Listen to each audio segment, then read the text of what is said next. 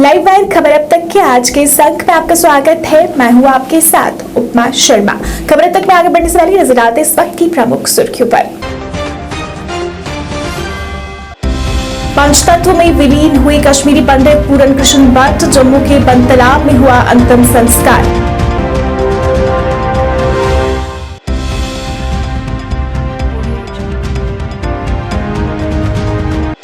शोपियां में कश्मीरी पंडित की हत्या के बाद लोगों का फूटा गुस्सा, जम्मू में जगह जगह रोष प्रदर्शन।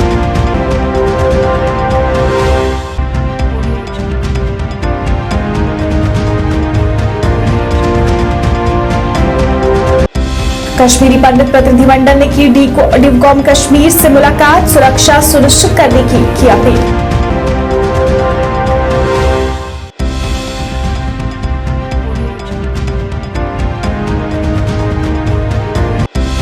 और मुख्य सचिव डॉक्टर अरुण कुमार मेहता ने जिला बड़गाम का किया दौरा, चल रही परियोजनाओं को समय सीमा के साथ पूरा करने के दिए निर्देश।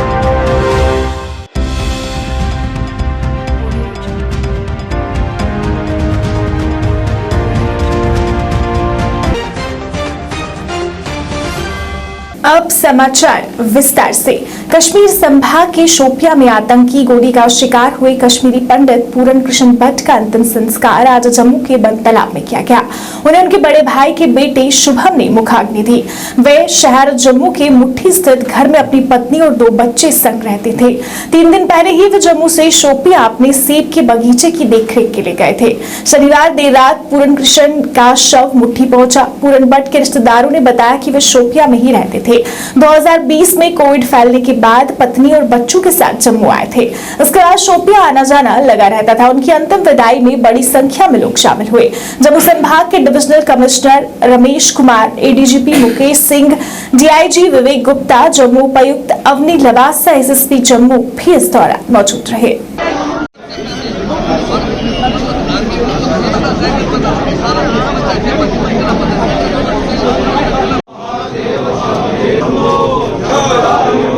और Jammu based reserve category employees ने शोपियां में आतंकवादियों द्वारा पूरन कृष्ण भट्ट की हत्या के विरोध में प्रदर्शन किया। प्रदर्शनकारियों ने इस हमले की निंदा की। उन्होंने कहा कि बार बार सरकार को वो कह चुके हैं कि घाटी में हालात सामान्य नहीं है, लेकिन फिर भी कोई ठोस कार्रवाई नहीं की जा रही। उन्होंने कहा कि वे करीब 5 महीनों से प्रदर्शन कर रहे हैं और घाटी से बाहर कर्मचारियों को तैनात करने की मांग कर रहे हैं, लेकिन उनकी मांगों को बार बार अनदेखा किया जा रहा है। उन्होंने सरकार पर भारी रोष जताया। बंद करो,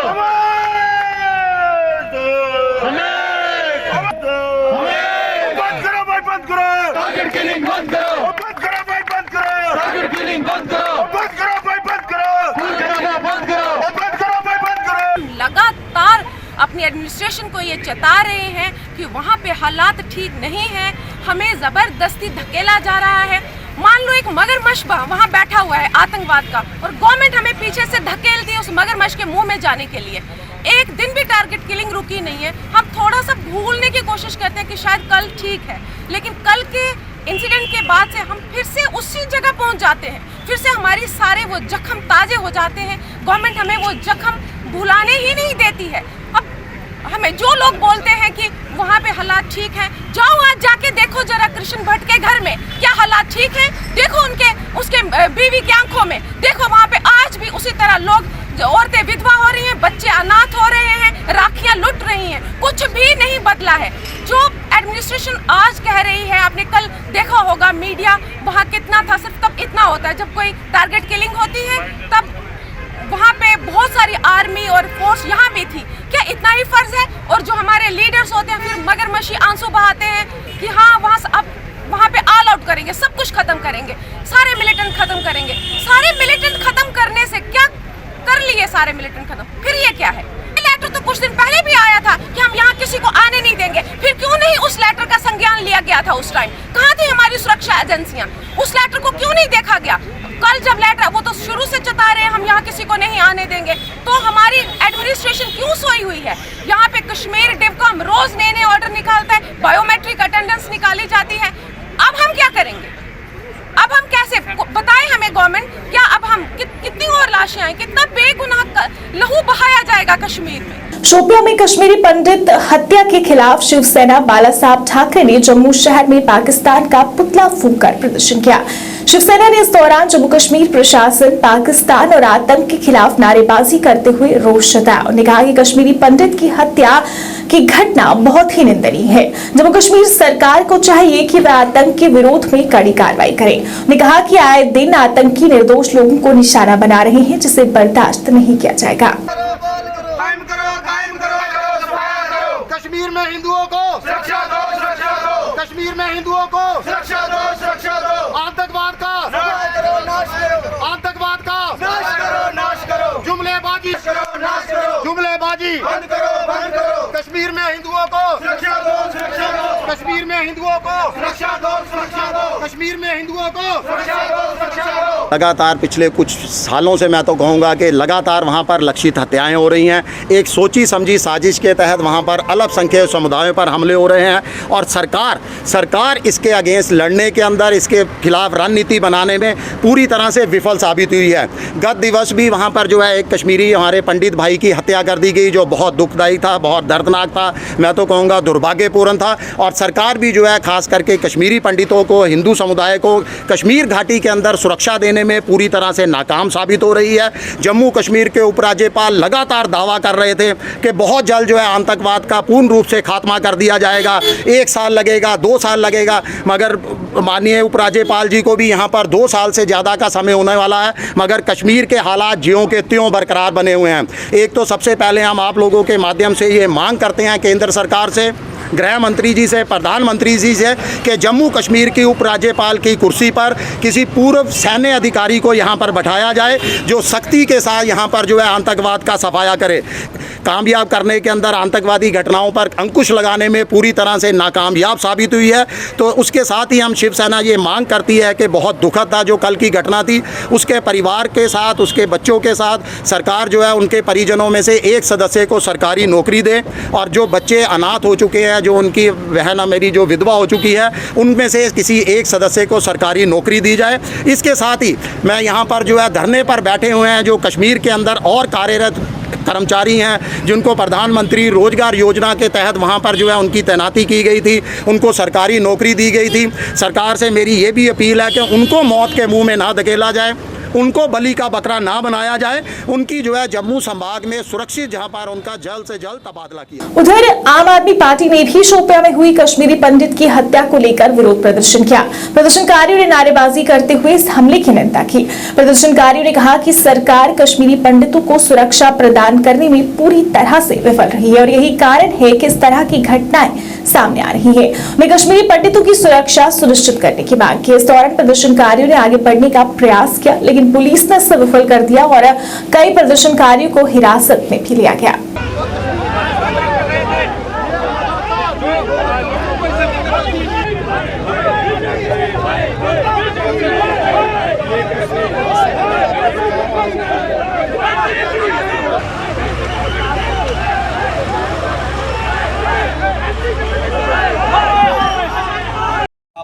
जम्मू कश्मीर के हालात देख रहे हैं और टोटली फेलियर अगर माना जाएगा वो हमारी सरकार का माना जाएगा।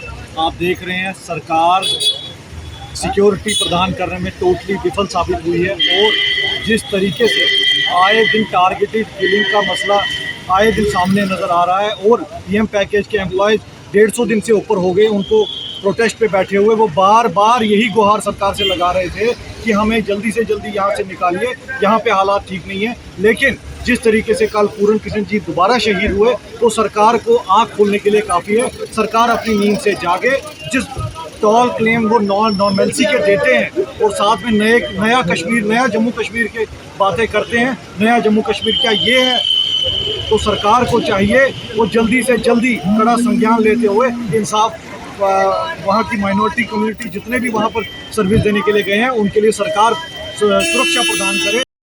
ये जो पूरन कृष्ण भाटी जी की हत्या हुई है, ये साफ दर्शाता है कि एलजी प्रशासन बुरी तरह विफल हो चुका है। यहाँ की जो है एडमिनिस्ट्रेशन बिल्कुल जो है बुरी तरह विफल हो चुकी है। वो सिर्फ माइनिंग माफिया और लिकर माफिया में व्यस्त है। एलजी प्रशासन को इन दो जो काम है इनसे बाहर आने की फुर्सत नहीं है। उनका पूरा प्रशासन लिप्त है चाहे वो कैसा भी है, सिविल है या दूसरा है, वो सारा का सारा माइनिंग माफिया में और लिक्कर माफिया में लिपटा है। मैं कहूँगा होम मिनिस्टर साहब, आप जागिए, आप यहाँ आके देखिए। आप लोगों अपोजिशन की छोड़े, आप बीजेपी की बात सुन लें कि आज का प्रशासन जो है वो दो काम चला रहा है, माइनिंग और लिक्कर माफिया। कल कश्मीर घाटी में हुई कश्मीरी पंडित की हत्या के बाद आज कश्मीरी पंडितों के एक प्रतिनिधिमंडल ने डिवकॉम कश्मीर से मुलाकात की और उनसे उनकी सुरक्षा सुनिश्चित करने को कहा। कश्मीरी पंडितों ने डिवकॉम से कहा कि वो घाटी में खुद को सुरक्षित महसूस नहीं कर रहे हैं और इसलिए वो चाहते हैं कि जब तक हालात सामान्य हो उन्हें यहाँ से स्थानांतरित कर दिया जाए। डिवकॉम ने उनकी बातों को गौर से सुना और उनके मुद्दों को हल करने का आश्वासन दिया। जोर से एक कोवाडिस डरपोक निहत्ते और 30 लविंग लोगों को मारने की जो हरकत की है उन्होंने, वो निश्चय ही कोई भी समर्थनीय इसमें नहीं है। एक आदमी जिसकी उम्र 40-45 है, 2 बच्चे हैं, जम्मू में रहता है, यहाँ अपनी खेती बाड़ी के चलते आया है, घर वालों के पास रहता था और उसको निहत्ते पकड़ करके जो मारा वो कतई तौर पर हर एक डिस्ट्रिक्ट हेडक्वार्टर पर जो भी वहाँ की सिविल सोसाइटी है, ट्रेडर्स बॉडी है, शॉपकीपर्स एसोसिएशंस है, तो आज कल अपने अपने तरीके से जो इनोसेंट सिविलियंस की जो किलिंग चल रही है उसको कंडेम कर रही है। मिलिटेंसी चाहे पंजाब में है, दूसरी जगह पर है, अपना एक उसका फेज रहता है। भले ही यहाँ के रहने वाले हैं, भले ही जन्मे यहाँ या जम्मू साइड में जन्मे, लेकिन मुझसे भली भांति जानते हैं यहाँ की टेररिस्ट की जो फेजेस अब तक हुई है। मैं पहले भी कहता आ रहा हूँ कि टेररिज्म ख़त्म होने के कगार पर है। सिर्फ इसलिए नहीं कह रहा हूँ कि आपका हौसला बढ़ाने के लिए, स्टैटिस्टिक्स वही कहता है और आवाम का जो रुझान है वो भी वही कहता है। हार्डली कोई नया यूथ ज्वाइन हो रहा है। पहले जैसे 3-4 साल तक मिलिटेंसी में कार्रवाइयाँ करते थे, कोई अगर गलतफहमी का शिकार होकर के 1 या 2 महीना या 3 महीने में जो है वो अपना लॉजिकल कंक्लूजन ले पाता है। इस हालात में उनमें वो ताकत नहीं है जो आर्म फोर्सेस, पुलिस की फोर्सेस जो उनको जवाब दे रही है, उसका जवाब उन्हीं को दे। मुख्य सचिव डॉक्टर अरुण कुमार मेहता ने जिला बड़गाम का दौरा किया। इस दौरान इस क्षेत्र में विभिन्न विभागों द्वारा चलाए जा रहे विभिन्न विकास कार्यों और फ्लैगशिप योजनाओं की प्रगति का जायजा लिया। वहीं प्रारंभ में जिला विकास आयुक्त बड़गाम एसएफ हामिद ने जिले में विभिन्न विभागों द्वारा चलाए जा रहे विभिन्न विकास कार्यों, प्रमुख योजनाओं की सेक्टरवार विस्तृत पावर पॉइंट प्रस्तुति दी, जिसके बाद मुख्य सचिव ने जिला कैपेक्स बजट 2021-22 और 22-23 CSS सहित जिला कैपेक्स बजट के तहत वित्तीय भौतिक प्रगति, जिला बजट के तहत भौतिक प्रगति, बैक टू विलेज कार्यक्रम की स्थिति और अन्य प्रमुख कार्यक्रमों की व्यापक समीक्षा की।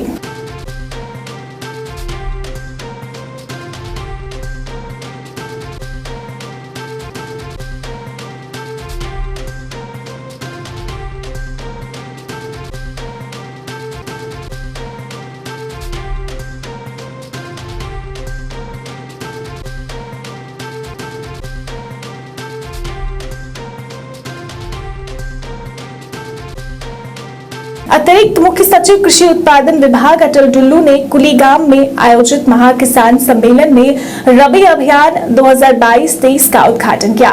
इस सम्मेलन में किसानों की विशाल सभा को संबोधित करते हुए अटल डुल्लू ने किसानों को उनकी आय दोगुनी करने में मदद करने वाली विभिन्न दीर्घकालिक पहलों के महत्व पर प्रकाश डाला। उन्होंने विभाग की योजनाओं के सफल कार्यान्वयन को सुनिश्चित करने में विभाग और कृषि समुदाय के बीच एक सेतु के रूप में काम करने के लिए पंचायती राज संस्थाओं की भूमिका की सराहना भी की।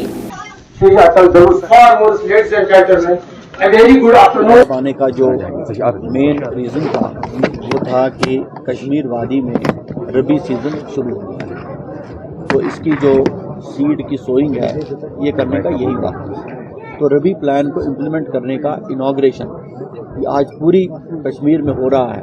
तो इसलिए मैं कुपवारा आया, लेकिन हमारे कई सारे अफसर हैं वो बाकी ज़िलों में गए और वहाँ पर हर ज़िले में ये फंक्शन मुनक़्क़द हो रहे हैं जहाँ पर हम रबी प्लान को शुरू कर रहे हैं। हमारी कोशिश है कि रबी के दौरान जो हमारी फसल फैलो रहती है, खाली रहती है, वो कम से कम ज़्यादा से ज़्यादा एरिया हम फसल के अंदर लाएँ, चाहे वो सरसों हो, चाहे वो हमारे बरसीम हो, चाहे वो बाकी क्रॉप्स हों, हम उसमें लाएँ।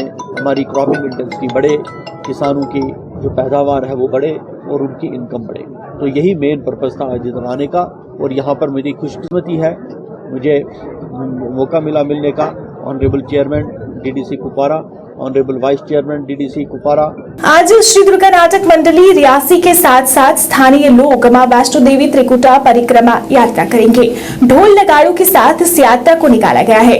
ये यात्रा लगभग 108 किलोमीटर की होगी। इसमें 20 से 25 किलोमीटर का पैदल सफर होगा। यात्रा भमाग के तमाम क्षेत्रों से होते हुए कटरा पहुंचेगी। इस यात्रा का मकसद ये है कि पहाड़ी क्षेत्रों में पर्यटन को बढ़ावा मिले और ये यात्रा हर साल निकले। यात्रा पर जा रहे लोगों ने प्रशासन, टूरिज्म व श्राइन बोर्ड से अपील की है कि इस यात्रा को सुचारू रूप से जारी रखा जाए, ताकि जो भी श्रद्धालु मां वैष्णो देवी के दर्शन के लिए आए वो इस परिक्रमा यात्रा में हिस्सा जरूर ले, ताकि जो पहाड़ी क्षेत्र है, इन क्षेत्रों में जितने भी तीर्थ स्थान है वो भी श्राइन की श्रेणी में आने चाहिए और सारे लोगों को रोजगार के अवसर मिल सके।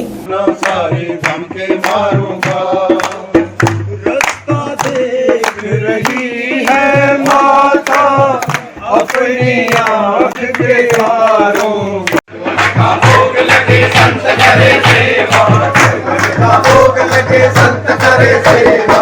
जय गणेश जय गणेश जय गणेश देवा, माता की पार्वती पिता महादेवा। जय गणेश देवा, माता की पार्वती पिता महादेवा। को आंख देख कोड़ी को गाया, भजन को पुत्र देख निर्धन को माया।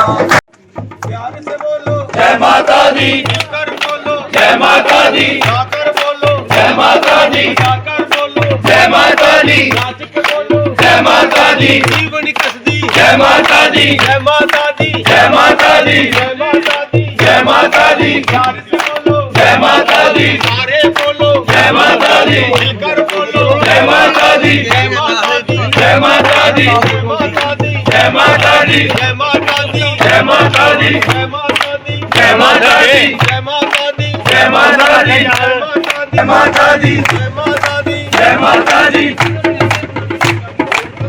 मैया तेरे ही भरोसे मेरा परिवार। आज गांव कुंडली में ऑटो यूनियन के चुनाव हुए, जिसमें यूनियन ने अपना प्रधान घर सिंह को चुना। यूनियन के प्रधान को उनके पद के लिए मुबारकबाद दी गई और भविष्य के लिए शुभकामनाएं भी दी गई।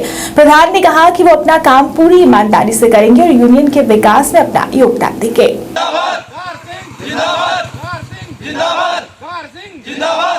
सारे को पहला तो इन्हें सारे ऑटो के मालकें और ड्राइवरें की अपनी तरफा बड़ा आशीर्वाद देना कि इन्हें बड़ी देर दे मेरे पीछे लगे दे है कि तुस प्रधान आओ, क्योंकि इन्हें की बेचारे की 2-4 मसले ने जेडे इंदे वो हल नहीं होए अजें तक।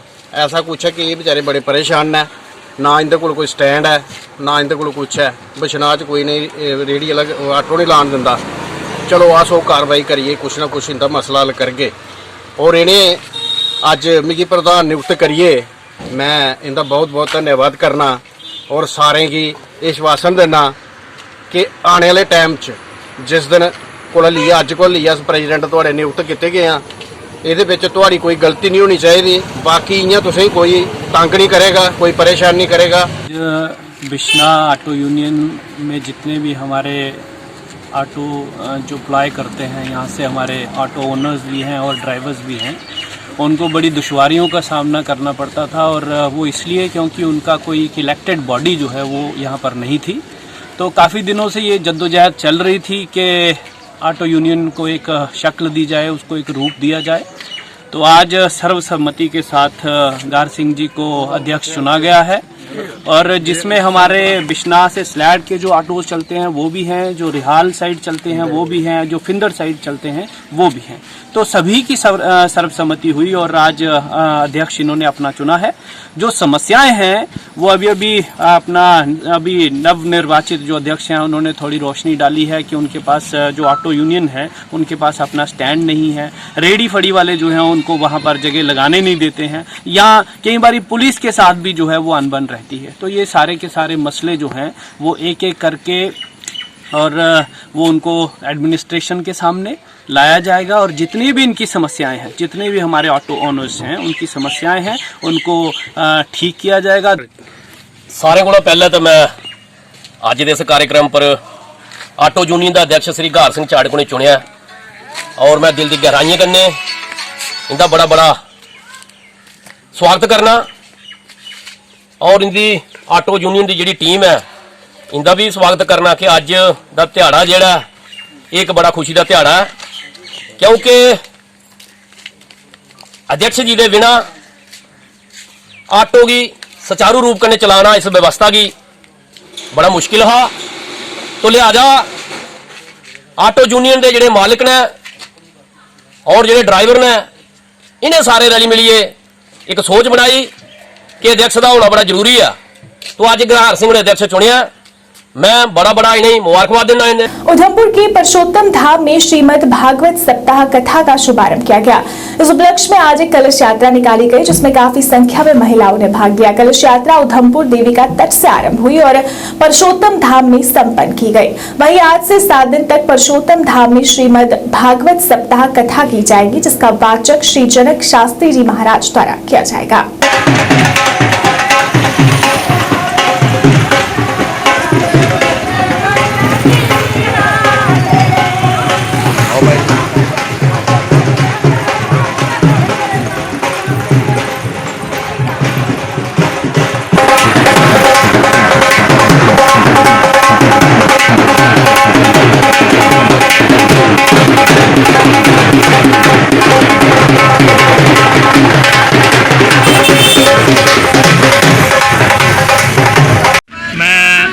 भागवत भूषण जनक शास्त्री जी उधमपुर दे सारी संगत के हथ जोड़ी प्रार्थना करना कि तुहाड़ी इस उधमपुर पवित्र नगरी विच पुरुषोत्तम हाल विच अज तो ये कार्तिक महीने विच श्रीमद् भागवत महापुराण की कथा जी है शुरू होने जा करती है।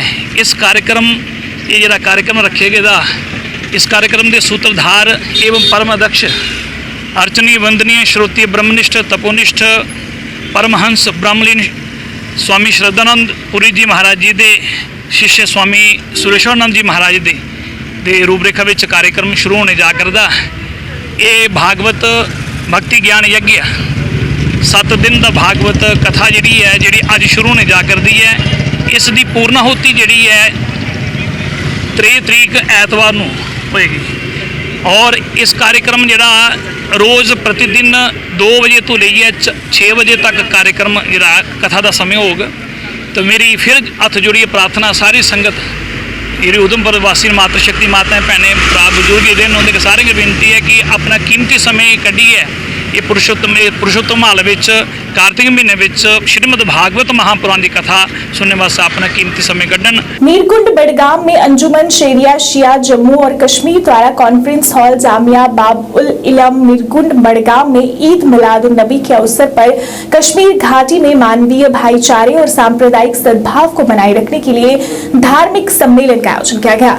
इस अवसर पर अंतर धार्मिक मुस्लिम इंसानिया सम्मेलन संगठन के अध्यक्ष और अंतर धार्मिक विभाग के संस्थापक अगा सईद हसन अल मोसवी अल सफ़ी भी वहां उपस्थित रहे, जबकि कमार अली सूफी ने पवित्र कुरान का पाठ किया और मानवतावादी जीवन के विभिन्न पहलुओं की व्याख्या की।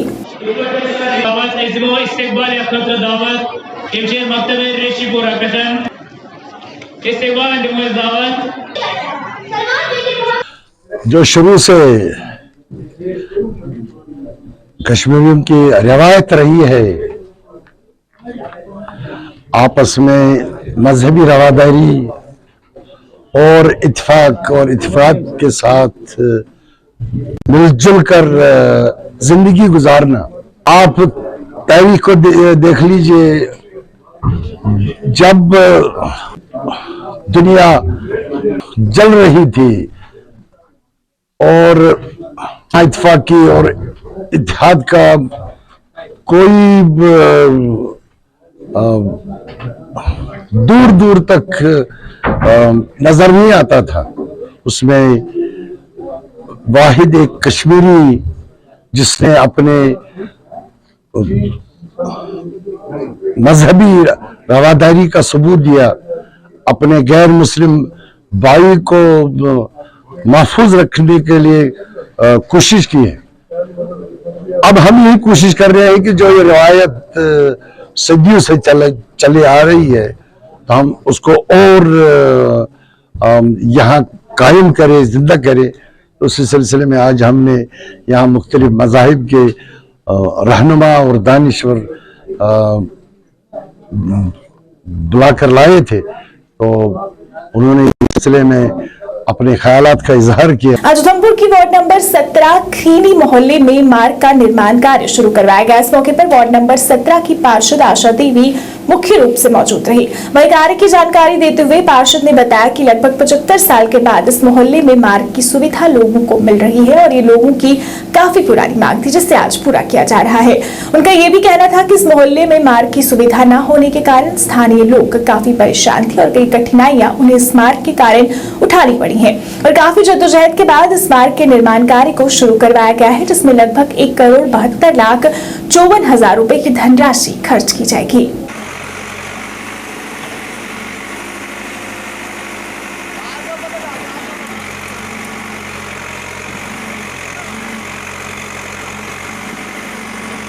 जो काम है ये इसको खरीनी मोहल्ला कहते हैं, वार्ड नंबर 17 का जो मोहल्ला है। और इस काम के लिए जो लागत है वो एस्टिमेट कास्ट जो बनी थी वो 2 करोड़ और 2,54 लाख के करीब बनी थी। लेकिन जो कॉन्ट्रैक्टर को टेंडर अलॉट हुआ है उसमें 1,72,54,000 के करीब जो है इसको ये टेंडर अलॉट हुआ है। तो यहाँ के निवासियों को जो राहत मिलेगी, इन्होंने जब मैं यहाँ सर्वे करवाने के लिए आई थी तो लोगों ने मुझे बताया कि 70 से 75 साल इन लोगों को हो गए हैं इस दुविधा को झेलते हुए और इस तरफ किसी ने भी ध्यान नहीं दिया है। और बारिश के दिनों में, बरसात के दिनों में, इवन जब लोग बीमार होते हैं तो उनको आने जाने में इतनी ज़्यादा दिक्कत होती है कि वो कोई मतलब ये बोल रहे थे कि आप हमसे बात ही मतलब क्या बताऊँ मैं आपको कि कितनी परेशानियां लोगों को झेलनी पड़ी है यहाँ पे। तो आज ये यहाँ पे आप देख सकते हैं कि स्थानीय निवासी सारे यहाँ पर आए हैं और सब बड़े ज़्यादा खुश हैं, हर्षोल्लास है, क्योंकि आज किसी ने इनकी तरफ ध्यान दिया है। ये इस चीज़ के लिए बोलते हैं कि पहले यहाँ देखिए ये जो था पंचायत एरिया था, पंचिस भी रहे हैं, सरपंचिस भी रहे हैं, लेकिन अभी 4 साल हो चुके हैं अभी ये जो म्यूनसिपैलिटी में आया है। तो हमने जो एफर्ट्स लगाए हैं उसका आज नतीजा जो यहाँ पे मिला है और ये शुभ कार्य जो आज आरंभ हुआ है। बहुत ही पुरानी डिमांड है और आज वो शुभ दिन आया है जिसका इन सब लोगों को इंतजार था। बिल्कुल, इसमें ड्रेन वर्क है, प्रोटेक्शन वॉल है और ब्लैक टॉप होगी। लाइव वायर खबर अब तक के आज के इस अंक में फिलहाल इतना ही। इसी के साथ मुझे और मेरी पूरी टीम को दीजिए इजाजत और आप देखते रहिए लाइव वायर। नमस्कार।